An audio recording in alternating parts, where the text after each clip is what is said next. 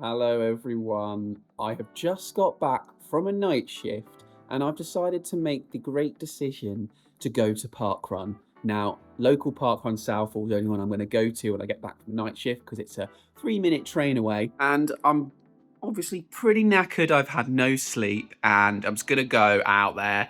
I'm going to start off 4 flat pace, see if I can hold that and then maybe turn the gears up depending on how I'm feeling. I'm going to be doing it in the Southall Endorphin Pro 4s. And yeah, sometimes a 20 flattish can get you a win at Southall. So, I mean, that would be nice, but we will just see how it goes. So let's get to the park.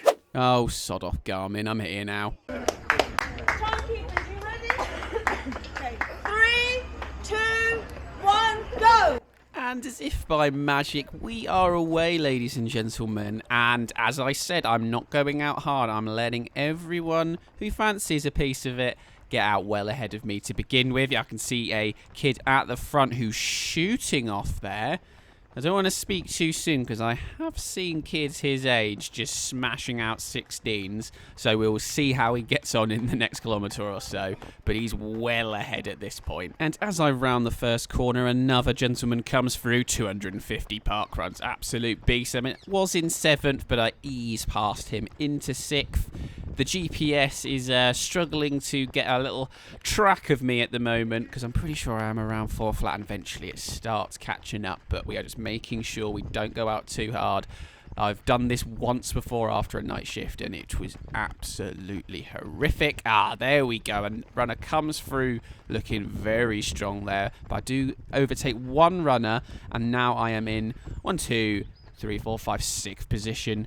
3 minutes 50 per kilometre. Maybe need to settle down a bit ever so slightly, but potentially the GPS catching up. And I think I was around 4 flat speed at this time. Approaching the roundabout, and am I going to shove it down the inside into 5th place? Yes, I am. And slightly ahead, you can see the guy that zoomed past us shortly before is going past that kid who's gone out potentially a little bit hot, but we do not hate on people going for glory here on Crown My Run. He gave it a good shot, couldn't quite hold on for the W, but hopefully he can still get himself a good time as I now move into 4th position.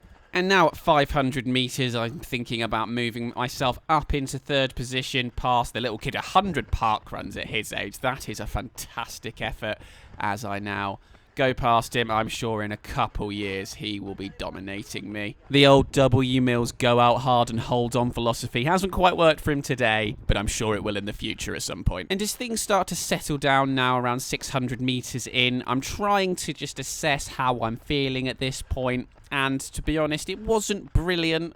Heart rate was 160, but I would say it sort of felt at this point like it was more 170. It wasn't a brilliant feeling, but 2nd and 1st aren't miles ahead of me, so I'm just going to try and keep going at this speed for the next 1.5 kilometres or so, and then make a decision if I want to try and push up on. And as I approach 1 kilometre, the leaders are probably slightly edging away from me at this point, but my heart rate is still around 160, which at 1k is pretty good. Definitely when I'm pushing, this is 170 by now. But I've still managed to put in a 3 minutes 56 per kilometre, so the leader up there must have put in a 3 minutes 47-ish, I would say. So he's going to be going for maybe a sub 19, and I'm not sure that's in my locker. I'm just going to try and get to 2 or 3k, not feeling too bad, and see where I am. I don't want to get the delirious feeling that I got previously, which I can only really compare to that feeling in the final 10k of a marathon, but when you're not actually tired leg-wise, so it's very bizarre, but, you know, it's one to be expected when you've had 0 sleep and you've been working all night. But if I can get to 2 or 3k and not feel utterly awful, of course I'm going to absolutely go for it and try and get that W. But the leaders are out of my sight at the moment. As we enter the slowest part of the course, which is this little windy section, which they have changed slightly. They've made it less windy than it used to be. It used to go left before and wind around and come back and meet where you can see the white guy who's leading at the moment. But it does raise questions whether it's going to be the exact same distance as before, as it literally cannot be the exact same distance as before, as it just goes right instead of left. I can't imagine they're exactly the same, so we'll see if we actually get 5 kilometres on the watch at the end. as we are scooching along at 4-minute flat pace. Heart rate now 165, beginning to climb as we come towards the tightest corner on the course here. On the final lap, that's an absolute killer, but at least it means you're out the windy section and you can let loose for a little bit.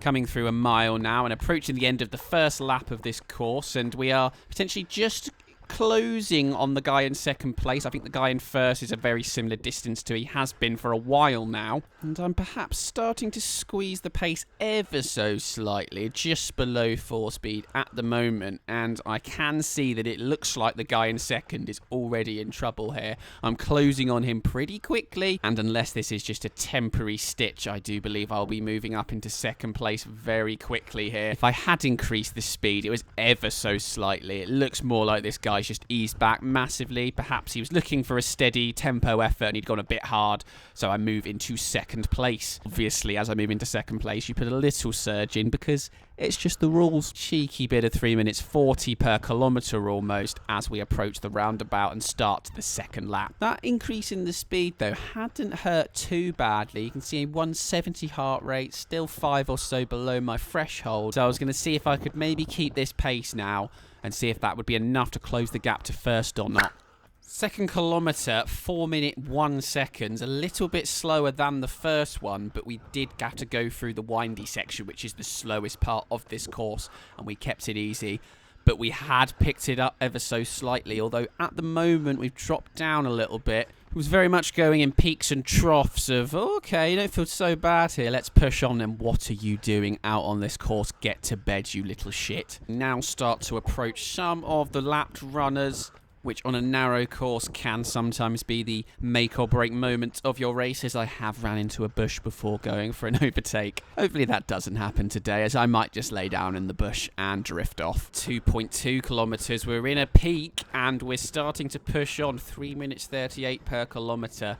I can see the guy in first getting ever so slightly closer, and that is spurring me on to try and get on his heel. Turning right at the famous Southall Rock, and I was very much trying to make conscious decisions to push out of those tight corners. A little bit of a hill there as well, because that's where if you're really struggling, you're going to slow down most, so I could make up some decent time. And I can see that distance slowly coming down. Approaching the windy section once more, and I pretty much halved that gap, I reckon, on what it was at its maximum.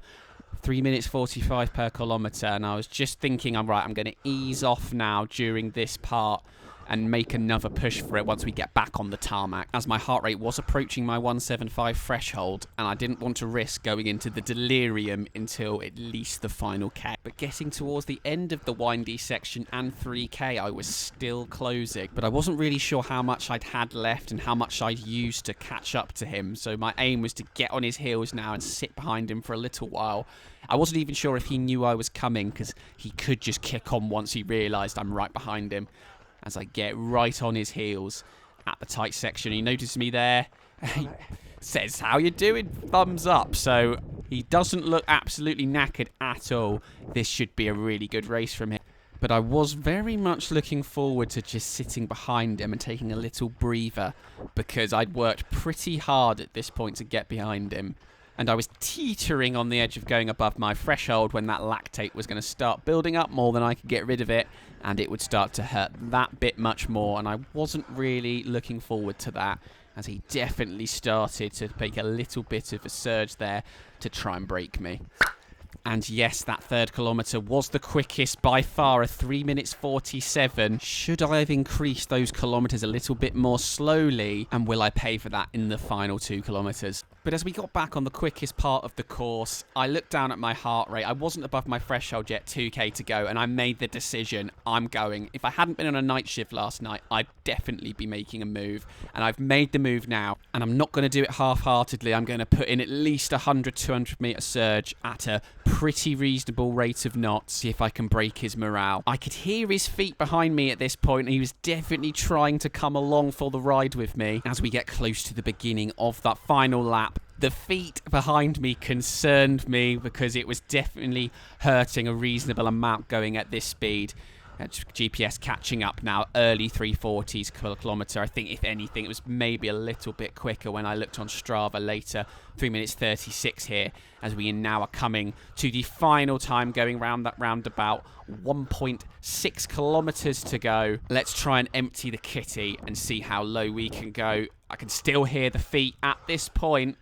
As I got around here, those feet did start to fade as I was going along at 3 minutes 30 per kilometre here. And I think I've possibly broken him. And as I looked around now, I had confirmation that I had definitely gapped him by 10 seconds or so. And now it was just a race against the clock. If I really knuckled down, I could potentially get close to a 19 or below. But considering I'd gone about 4 flat for the first 2 kilometres, I was going to have to really try and send it. And I was probably going to have to go a little bit closer to the pain cave than I would like. But when there's 1 kilometre to go, you've got to give it your all, no matter how you're feeling. And that 4th kilometre is a 3 minutes 43. We're still picking the speed up, heading into the final K now. And we're going to need to replicate that 3 minute 43 to get a sub 19. As we head towards 180 heart rate, my breathing's getting heavy, and we've still got this windy section. This next 500 metres is the slowest part of the course, so it's always difficult to try and get a quicker 5th K than a 4th K here at Southall. But you bet you we're going to try, although there is some traffic up here that could be the make or break of that sub 19. We do not want Bushgate 2.0. Can we successfully navigate everyone without getting into too much drama? The bush of doom is right up there, and I think we've timed it perfectly to not have to go past anyone. And the breathing's getting nice and laboured. Cheeky D-Mills death coughs, you love to see it. Another bush opportunity for a crash is avoided, and it looks like there's not too many people in this really narrow section left. That's right, mate. Thank you. Parkrun really is the best, isn't it? About to round that final tight turn, and then it's time to absolutely send it in the final 500 metres. GPS definitely struggling here, as I'm 100% moving quicker than that. The support from the marshals is really what you need when you're starting to push on and hurt. Thank you so much, Southall marshals. Just a 400 metres track to go now. Have I still got the famous Mills kick after a night shift?